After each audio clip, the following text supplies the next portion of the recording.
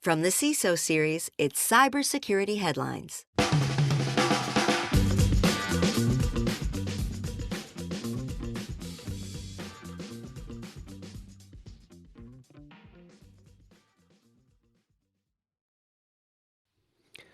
Emotet malware officially removed from all infected devices globally. Ransomware gangs threaten to expose police informants if ransom is not paid. And do we still need manual pen testing? Well, these are just three of the stories that we have brought to you this week on the daily editions of the Cybersecurity Headlines podcast. And now we get a chance for some insight, some opinion, and some expertise on these stories and more from our guest, who this week is Jerich Beason. He is CISO of Epic.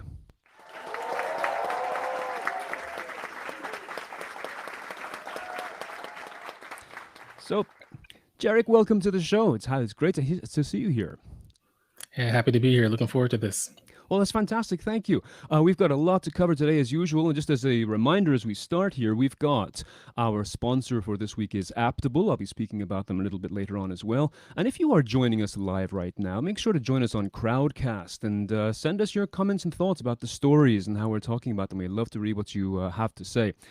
So we've just got about 20 minutes here to cover, hopefully 10 stories, see how we can go here. And yes, I think that the number one thing to start with is the Emotet story, because, I mean, this has been around for a long time. Apparently, it's been officially removed from all infected devices globally.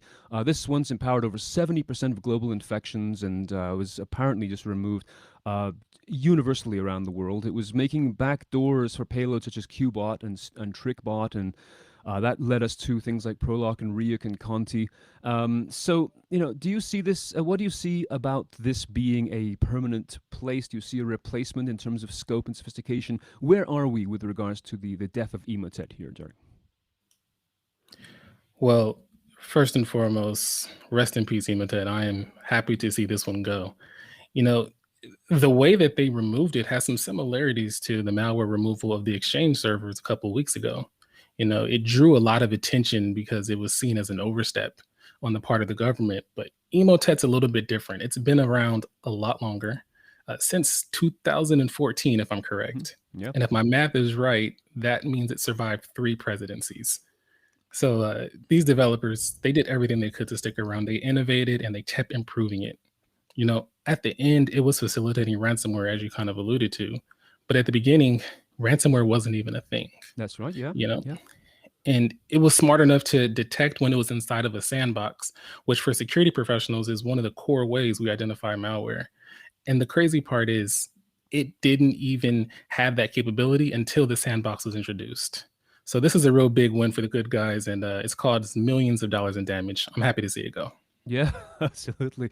It would be nice if that was the end of the story, but as we know, there are many more who are likely or are already taking its place and keeping this tradition going on their side, which kind of leads us to the next story here, which is acknowledging the passing of one of the great lights of cybersecurity over the years.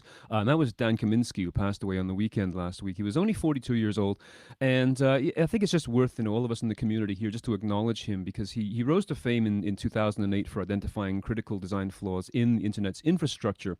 But he'd been working behind the scenes before then for about 2 decades, and he was just so well known, not only for his expertise, but also his personality and his style and his humor and his generosity. Just wondering, did you ever get a chance to meet him or speak to him at all?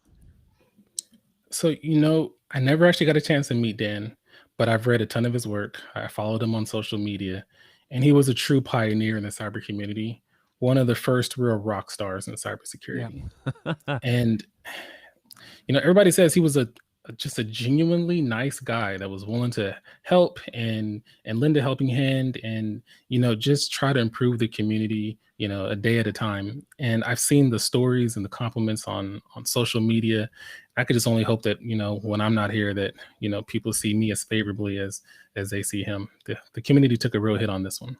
Absolutely. It's a nice when his legacy being both brilliant, but also exactly that, just sharing and interesting and engaging. So yeah, a great loss, and I think the entire community has paused to recognize that, and he won't be forgotten by any means. So yeah, I mean, that's just the moment we take for him. So moving on to another story, then we've got. I'm always personally interested in these things where government and tech, especially social media tech, crash into each other. And we've got a story here about India demanding removal of critical COVID response content, talking about because India is suffering terribly right now, and there were some about 100 posts that were posted. Apparently, they were critical of their country's COVID-19 response on Twitter, Facebook, and Instagram. And so the Indian government asked these be removed since they could be misleading and maybe even incite panic.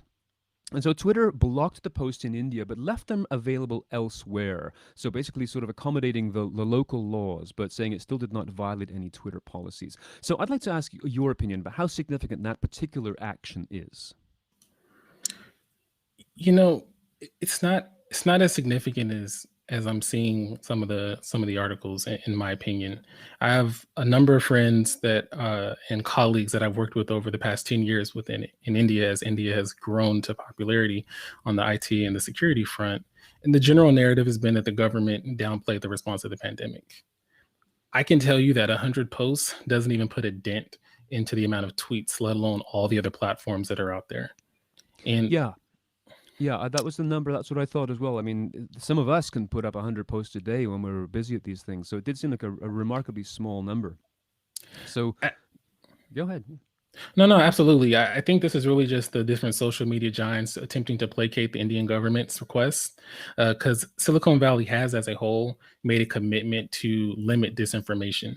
But based off of Twitter's response, they don't see a lot of disinformation out there, and maybe they found 100 posts specifically that had disinformation. But generally, what the public is saying has rung true, which is why they haven't taken a harder stance on this. Yeah, I think it's just very interesting also this interrelationship between government and social media as to what they choose to do and not do. I'm not saying that they did it right or did it wrong, but there's just this dance that they're doing as to who has control over the content on these pages and where things like Twitter and Instagram actually stand. So very interesting observations, and indeed, India's having, well, I mean, we see the troubles that they're having, but I think they're also a country that is able to do very well. It's just that we're all being taken aback by the situations of the last year or so. So speaking about the last year, there was one report that we did cover in our stories here, which is the state of ransomware in the first quarter of this year. So Coveware's quarterly ransomware report said that the average ransomware payment increased 42% over the previous quarter to about $220,000, with median payments up 60% to $78,000, which is below the peak of ransom payments. And some of the clop ransoms actually sort of skewed the data somewhat. But data extortion ransomware attacks are gaining popularity now. With remote desktop compromises being the most common vector here, which is now surpassing phishing. And that's my key point here, surpassing phishing attacks. So you're seeing a change perhaps in the approaches of how these things are deployed. What is your take on this change? This article doesn't really provide enough context. The price of the ransom is typically directly tied to the organizational revenue. A lot of the times they target around 10%. So I'm going to need to see a report by org size and revenue to really see how much has changed when it comes to ransomware demands. Okay. But what is surprising is the amount of attacks happening over remote desktop. Security experts everywhere will tell you to focus on the fundamentals, and making sure that remote desktop isn't exposed externally is really high on that list of fundamentals. So that's what really stood out to me when I read this article. Wasn't necessarily the ransom demands, but how easily a lot of them are getting in. Okay, so a very astute observation in terms of it's not the money that's leading the story here, but actually the techniques that we have to watch. Very interesting. Thank you very much for that. That's again, this is an evolving technique for all of us, and so it's amazing to see some of the different ways in which these things are changing. And I mean, phishing has been the big target for quite a long time. So I'm just going to pause for a second here, and we're going to acknowledge our sponsor for this week's session. Our sponsor this week is Aptable. So what do the compliance leaders at Datadog, PagerDuty, Full Story, Sift, PartnerStack, and many other marquee companies have in common? Well, they all understand that the ultimate goal of their work is to build trust with customers. And that's why they all use Aptable Comply to automate compliance management, and then they use the Rooms functionality to share their security documentation, making building customer trust easy. So if you want to build trust the best you can, we suggest you go to aptable.com/CISO to create your free room right now. Now, there was a couple of interesting things that happened in the last few days. The first one was this ransomware gang that threatened to expose the Washington, D.C. police to informants if their ransom was not paid. This was the Babuk Locker gang, and they had 250 gigabytes of data from DC Police Department, all kinds of stuff. And they gave the DC Police 3 days to respond. That was more than 3 days ago now. Otherwise, they would go and contact these gangs. So this is a twofer story because we have a follow-up story coming up. But in terms of looking at this particular approach, we've got ransomware gangs now doing different things to extort money. I mean, last week on our show, we were talking about leaking information to stockbrokers to short stocks on companies that are just about to be released or revealed to have dirt on them. So what do you think about, first of all, this angle of going right to the police and threatening them with this kind of opening of the doors? You know, when I think about this angle, I think that there are no boundaries and all is fair in war. And this is a form of cyber war, whether it be with a nation state or with a criminal organization. It's not unheard of to release information about police informants. Back in 2011, there was a group called LulzSec, which was a spinoff of Anonymous, and they posted information about the Arizona Police Department. Mm-hmm. But it's also interesting that hospitals are the number one target for ransomware. And the reason why is because there is a sense of danger if you don't pay. And this is really no different. This is just another tactic and another way to entice your victim to pay. Yeah, it really is. And we've had comments on previous episodes, people talking about saying this is business. This is the way business happens, and it seems rather strange to look at it as an act of business. Even including those that gauge their ransoms against the insurance policies of their victims as to how much the insurance company is going to pay out, which I think is really a neat concept.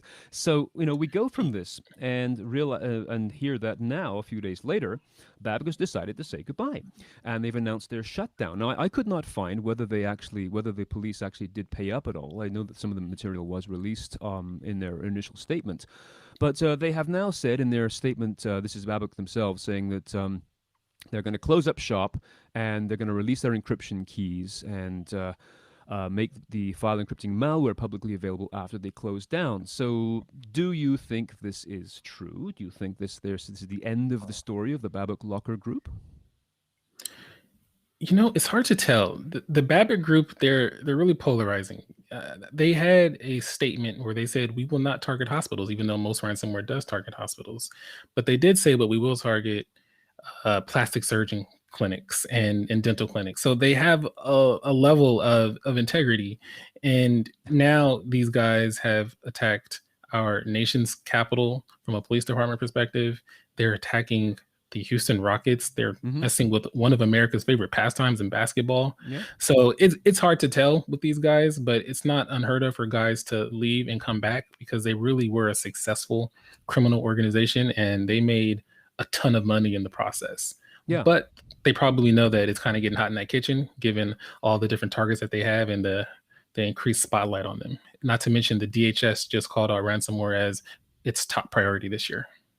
Yes, right. So there is maybe the heat's getting on a little bit more, but you're right. This is a regular, relatively new gang, as opposed to some of the older, longer in the tooth gangs. But perhaps again, they scatter and regroup, kind of like a band would do, and just sort of come up as a different format. As you said, I cannot imagine that the money and the opportunity would be something that they could ever turn down again. But the increasing sophistication, even turning to plastic surgeons, as you said, there's a particular kind of balance between integrity and perhaps just simply savvy as to where to go with the ransomwares. I think it's just very intriguing, and we know about this, of course, but it's always looking to the companies themselves, the decision makers in large organizations, to recognize that these kinds of things are happening to this degree of sophistication.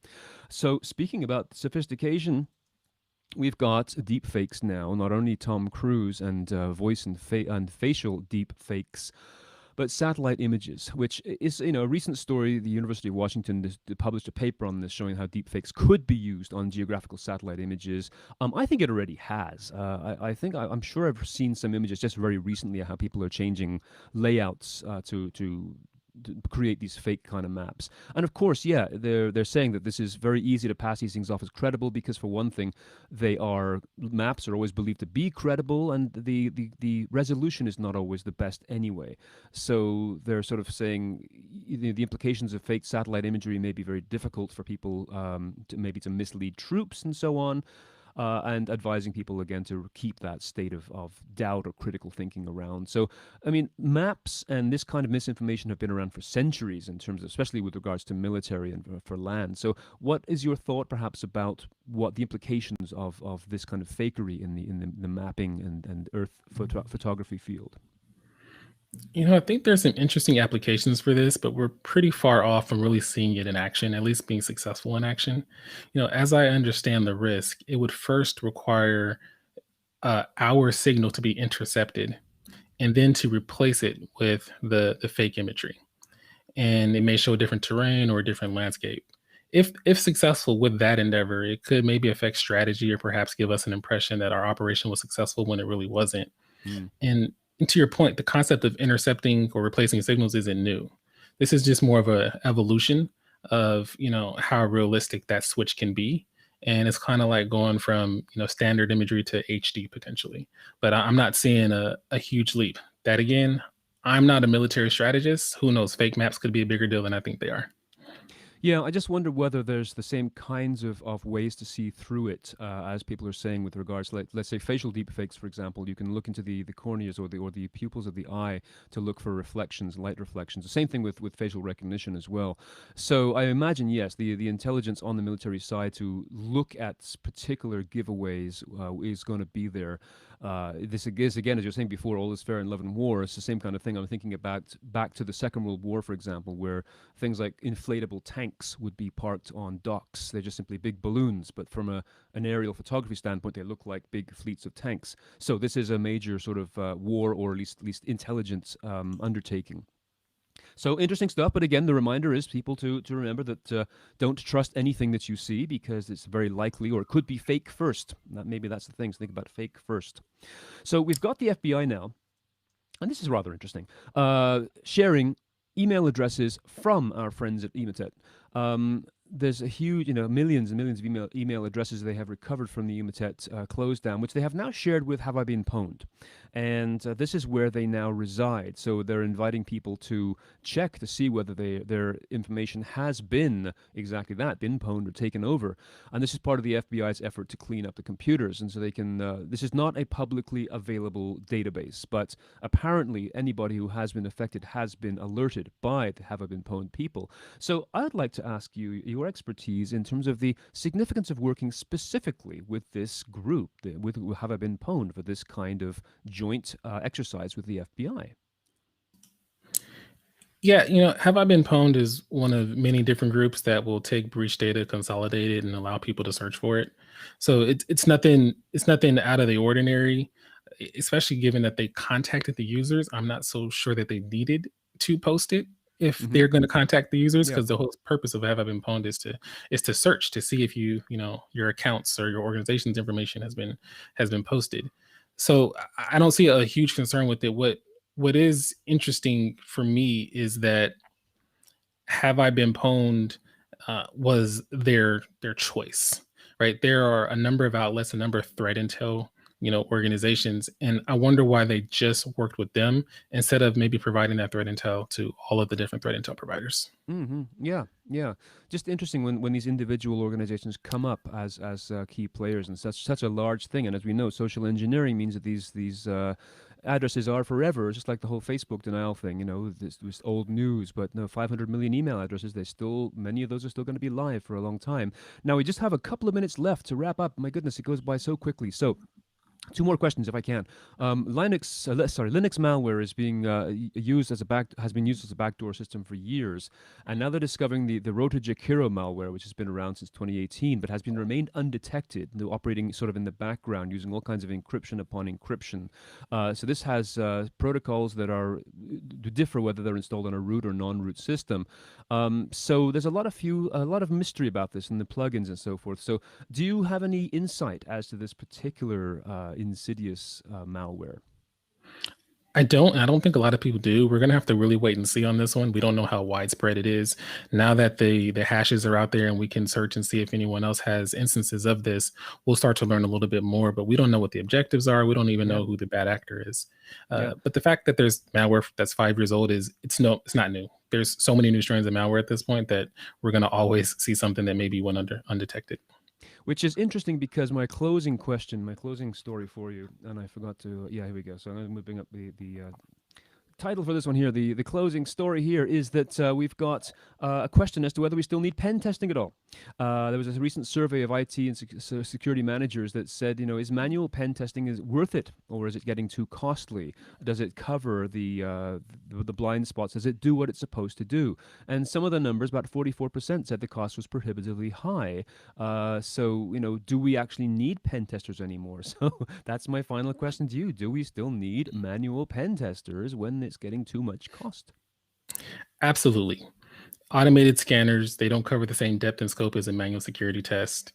And anything that requires human logic, business logic, or out-of-the-box thinking is going to be out of scope with an automated test. So Intuition. every pen test I've been a part of has had a combination of the two.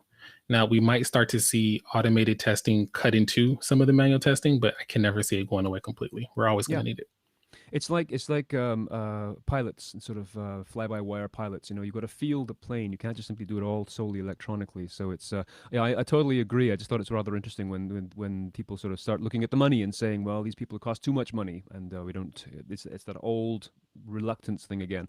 So out of all these stories, Jerich, was there any one of these that you particularly say is one of your favorites? Yeah, I think it's the one we started with. Emotet is gone. Emotet is one of the nastier ones. They're going to go on the Hall of Fame of malware and the Hall of Fame of botnets. And this is a huge one for the security community. And hopefully we don't have to see anything like it come back anytime soon. Wow, well, that is terrific. It is terrific news to see that, and I really appreciate your time and your experience today. This has been really fascinating to just learn, what you see, the perspectives you bring. It's just been remarkable. So, Jerich Beason, thank you so much for being here today on the show, and I really appreciate it. I love working with you, and hope we can do it again. Thanks for having me. Appreciate it. So, my goodness me, it goes by so quickly, but here we are. Jerich is just a font of knowledge, and it's just been such a pleasure working with him. And yes, indeed, we will continue to do this next week. And I invite you to come by and see us again next week as well. And also, by the way, to keep the learning going, don't forget that tomorrow we have our CISO Series Friday video chat, which is called Hacking the Encryption Fallacy. And this should be another excellent conversation about encryption and what we need to know about it and what we don't know about it. So check it out, 10 a.m. Pacific, 1 p.m. Eastern Time. Just go to CISOseries.com and click on the Register for Video Chats button. And we will be back every weekday with our 6-minute news podcast. Cybersecurity headlines every day, weekday, 6 minutes, where you get to learn what you need to know for that day. So thank you once again for joining us. We will be back again next week. Take care. Stay safe. See you then. Cybersecurity headlines are available every weekday. Head to CISOseries.com for the full stories behind the headlines.